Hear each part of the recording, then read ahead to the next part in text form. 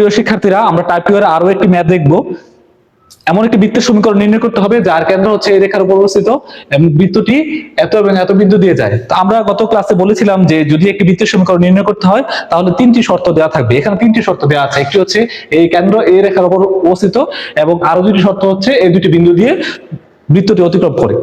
সুতরাং আমরা ধরি যে বৃত্তের সমীকরণ হচ্ছে x² + y² + 2gx + 2fy + c = 0। এটাকে আমরা এক নং সমীকরণ দিলাম। কেন্দ্র -3 - f এই রেখার উপর অবস্থিত, সুতরাং কেন্দ্র দিয়ে এই রেখাটি সিদ্ধ হবে। আমরা এটাকে দিলাম 2 নং সমীকরণ। পরবর্তীতে আমরা যে দুটি বিন্দু দিয়ে যায় বৃত্তটি, সেই দুটি বিন্দু দ্বারা 1 নং বৃত্তের সমীকরণ সিদ্ধ হবে। সিদ্ধ করলে আমরা এটি 3 নং এবং 4 নং সমীকরণ দিয়ে আইডেন্টিফাই করলাম। এবার 3 নং এবং 4 নং সমীকরণ যদি বিয়োগ করি তাহলে আমরা দেখতে পাই c এবং c দুটা ক্যান্সেল হয়ে যায়, g এবং f এর একটা সম্পর্ক পাই। এখানে আমরা 2 নং সমীকরণে g এবং f এর আরো একটি সম্পর্ক পেয়েছি। তো এখানে দেখতে পেয়েছি যে -2f আছে এবং এখানে +2f আছে। তার মানে 2 এবং 5 নং সমীকরণ যদি যোগ করি তাহলে f এবং f ক্যান্সেল হয়। ক্যান্সেল হলে থাকে শুধুমাত্র g এর মান বের হয় g = -4। এই g এর মান আমরা যদি 2 নং সমীকরণে বসাই তাহলে f এর মান পাই হচ্ছে -3। g এবং f এর মান আমরা 3 নং সমীকরণে যদি বসাই তাহলে c এর মান পাই হচ্ছে 20। g, f ও c এর মান 1 নং সমীকরণে বসালে আমরা এই বৃত্তের সমীকরণ পাই। এটি নির্ণয় বৃত্তের সমীকরণ। প্রিয় শিক্ষার্থীরা, আমরা আরো একটি ম্যাথ দেখি। এমন একটি বৃত্তের সমীকরণ নির্ণয় করতে হবে যার কেন্দ্র হচ্ছে এই রেখার উপর অবস্থিত এবং বৃত্তটি মূল বিন্দুগামী এবং বৃত্তটি এই প্রদত্ত বৃত্তের কেন্দ্র দিয়ে যায়। তাহলে আমরা জানি যে মূল বিন্দুগামী বৃত্তের সমীকরণে c এর মান 0 হয়, c এর মান 0 এবং প্রদত্ত বৃত্ত যেটা দেওয়া আছে এটা থেকে আমরা কেন্দ্র বের করব। আমরা কেন্দ্র বের করা প্রথম ক্লাসে শিখেছি যে কেন্দ্র কিভাবে বের করতে হয়। কেন্দ্র পেয়েছি হচ্ছে 2, 4। 1 নং বৃত্ত এই বৃত্তের কেন্দ্রগামী, মানে এই কেন্দ্র দিয়ে যায়, সুতরাং এই কেন্দ্র দ্বারা 1 নং বৃত্ত সিদ্ধ হবে। সিদ্ধ করলাম, এটাকে আমরা 2 নং সমীকরণ দিলাম। এবং যে বৃত্ত নির্ণয় বৃত্ত, এই বৃত্তের কেন্দ্র হচ্ছে -3 - f, এটা হচ্ছে এই সরল রেখার উপর অবস্থিত, সুতরাং -3 - f দ্বারা এই রেখাটি সিদ্ধ হবে।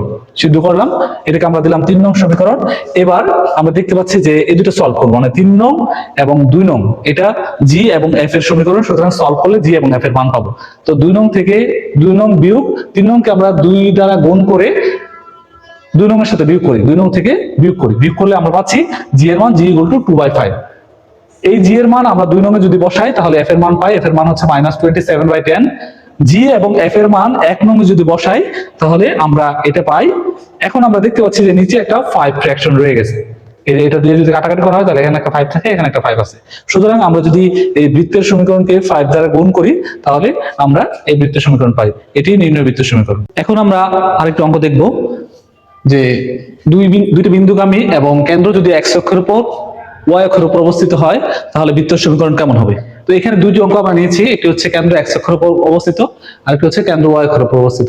আমরা প্রথমে দেখব যে কেন্দ্র যদি x অক্ষের উপর অবস্থিত হয় এবং বৃত্তটি যদি দুইটি বিন্দুগামী হয় তাহলে বৃত্তের সমীকরণ কেমন হবে। তা আমরা জানি যে বৃত্তের সমীকরণ হচ্ছে x² + y² + 2gx + 2fy + c = 0। যদি কেন্দ্র x অক্ষের উপর অবস্থিত হয় তাহলে কেন্দ্রের y এর স্থানাঙ্ক 0 হবে, দ্যাট মিন্স f = 0 হবে। তাহলে আমরা f = 0 এখানে বসাই দিই, বসাই দিলে আমরা বৃত্তের সমীকরণ পাই x² + y² 2gx + c = 0। এটা এক নং সমীকরণ। এখন আমরা বলছি যে বৃত্তটা দুইটা বিন্দুগামী, এই বিন্দু এবং এই বিন্দুগামী, সুতরাং এই দুইটা বিন্দু দ্বারা বৃত্তের সমীকরণ সিদ্ধ হবে, মানে 1 নং রেখা সিদ্ধ হবে। আমরা দুটো বিষয় বসাইলে আমরা এই 2 নং এবং 3 নং সমীকরণ পাই। এখন 2 নং এবং 3 নং সমাধান করলে আমরা g এবং c এর মান পাই। যেহেতু c দুইটা একই চিহ্ন বিশিষ্ট, সুতরাং 2 নং এবং 3 নং যদি বিয়োগ করি তাহলে c ক্যান্সেল হয়ে শুধু g থাকে এবং g এর মান বের হয় -3। এই g এর মান আমরা 2 নং সমীকরণে যদি বসাই তাহলে c বের হয় -16। g এবং c এর মান আমরা 1 নং সমীকরণে যদি বসাই তাহলে পাই x² + y² -6x - 16 = 0। এটাই নির্ণয় বৃত্তের সমীকরণ। এখন আমরা দেখব যদি বৃত্তের কেন্দ্র y অক্ষের উপর অবস্থিত হয়, মানে 2 নম্বর অঙ্কটা, খ নম্বর অঙ্ক, এবং বৃত্তটা যদি দুইটি বিন্দুগামী হয়। তো আমরা আগের মতোই জানি যে বৃত্তের সমীকরণ হবে এটা। যদি কেন্দ্র y অক্ষের উপর অবস্থিত হয় তাহলে কেন্দ্রের x এর স্থানাঙ্ক, দ্যাট মিন্স g এর মান 0। যদি g এর মান 0 হয় আমরা এখানে বসাই তাহলে এই টার্মটা ভ্যানিশ হয়ে যাবে, হবে x² + y² + 2fy + c = 0। এটাকে আমরা 1 নং সমীকরণ দিলাম। এই 1 নং সমীকরণ এই দুই বিন্দুগামী দ্বারা 1 নং সমীকরণটি সিদ্ধ হবে। সিদ্ধ করার পরে আমরা দুইটাকে 2 নং সমীকরণ এবং 3 নং সমীকরণ দিয়ে আইডেন্টিফাই করলাম। এবার আমাদের কাজ হচ্ছে এটা সমাধান করে f এবং c এর মান বের করা। তো আমরা যদি দেখি যদি দুইটা বিয়োগ করি, মানে 2 নং থেকে 3 নং বিয়োগ করি তাহলে c ক্যান্সেল হয়, থাকে শুধু f এর মান বের হয় 9। এই f এর মান আমরা 2 নং যদি বসাই তাহলে c এর মান বের হয় -124। এই f এবং c এর মান 1 নং সমীকরণে যদি বসাই তাহলে আমরা পাই x² + y² + 18y - 124, যা নির্ণয় বৃত্তের সমীকরণ। আমরা টাইপ 4 এর আরো একটি অঙ্ক দেখব যে একটি বেশের প্রান্তবিন্দু দেওয়া আছে, তাহলে বৃত্তের সমীকরণ কেমন হবে। আমরা প্রথম প্রশ্নটিতে যাই, কি বলা আছে যে দুইটি বিন্দু দেওয়া আছে, বিন্দু দ্বয়ের সংযোগ রেখাংশকে ব্যাস ধরে অঙ্কিত বৃত্তের সমীকরণ নির্ণয় করো, এটা একটা প্রশ্ন। পরবর্তীতে এটার বর্ধিত অংশ হচ্ছে x এবং y অক্ষের মানে ওই বৃত্তের সমীকরণ থেকে খণ্ডিত অংশের দৈর্ঘ্য নির্ণয় করো, এটা হচ্ছে আরেকটা অংশ। মানে এই অঙ্কটা দুইটা অংশ, একটা হচ্ছে বৃত্তের সমীকরণ নির্ণয় করো এবং ওই বৃত্তের সমীকরণ থেকে x অক্ষ এবং y অক্ষের খণ্ডিত অংশের দৈর্ঘ্য নির্ণয় করো। তা আমরা আগে প্রথম সূত্রটা দেখি, আমাদের এই অঙ্কটা করতে নতুন কি সূত্র লাগতেছে, সেটা হচ্ছে দুইটা প্রান্তবিন্দু যদি একটা x1 y1 x2 y2 হয়, তাহলে বৃত্তের সমীকরণ হবে x - x1 * x - x2 + y - y1 * y - y2 = 0। আচ্ছা, এবার আসি সমাধানে।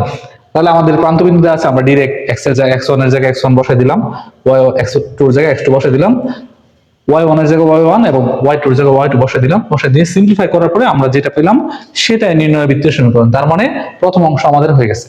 এখন আমরা দ্বিতীয় অংশ মানে x অক্ষের খণ্ডিত অংশের দৈর্ঘ্য এবং y অক্ষের খণ্ডিত অংশের দৈর্ঘ্য। আমরা জানি যে x অক্ষের খণ্ডিত অংশের দৈর্ঘ্য সূত্র হচ্ছে এটা এবং y অক্ষের খণ্ডিত অংশের দৈর্ঘ্য সূত্র হচ্ছে এটা। তা আমাদের দরকার হচ্ছে g, f এবং c এর মান। তাহলে আমরা এই 1 নং বৃত্তের সমীকরণকে এই স্ট্যান্ডার্ড যে ফর্ম আছে সেই বৃত্তের সাথে তুলনা করে g এর মান পাই হচ্ছে -4, f এর মান হচ্ছে -1, c এর মান পাই হচ্ছে -51। x এর খণ্ডিত অংশের দৈর্ঘ্য 2√g² - c। এখানে আমরা g এবং c এর মান বসাইলে আমরা পাই হচ্ছে 2√67 একক। একইভাবে y অক্ষের খণ্ডিত অংশের দৈর্ঘ্য 2√f² - c। এখানে f এবং c এর মান বসাইলে আমরা পাই হচ্ছে 4√13 একক। প্রিয় শিক্ষার্থীবৃন্দ, আজকে দ্বিতীয় পর্বে আমরা মোট 6টি অঙ্ক করিয়েছি। তোমরা অনুরূপ অঙ্কগুলো বাসায় প্র্যাকটিস করবে। যদি কোনো ধরনের সমস্যা হয় তাহলে আমার ফেসবুক পেজ অথবা ইউটিউবে কমেন্ট করবে। আমি চেষ্টা করব তোমাদের সর্বোচ্চ সাপোর্ট দেওয়ার জন্য। তৃতীয় পর্বের জন্য সাথেই থেকো। সবাইকে ধন্যবাদ।